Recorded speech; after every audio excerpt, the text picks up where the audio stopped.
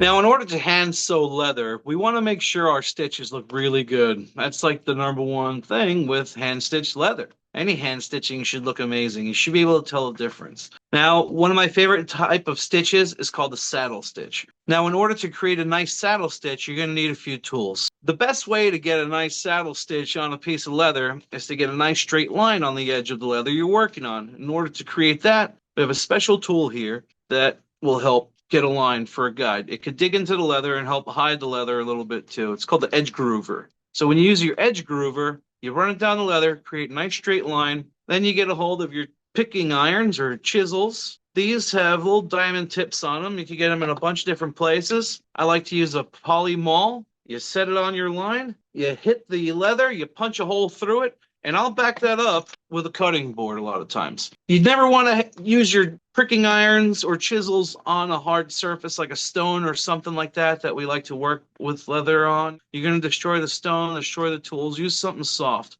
Some people use a piece of wood, whatever you may have. I prefer to use a poly cutting board. Now, once you get those holes in the line, then you're going to have to take your needle. And I like to use a saddle stitch needle. Now, when it comes to saddle stitching leather, what we want to do is get our needle, put the thread through the eye hole. I like to stab it through, not once, if we can see that. So then twice, put it through and then slide it. And now you have your thread. So once you have your needle threaded, the length of the thread is always the question when it comes to how do I hand stitch something and have the right amount.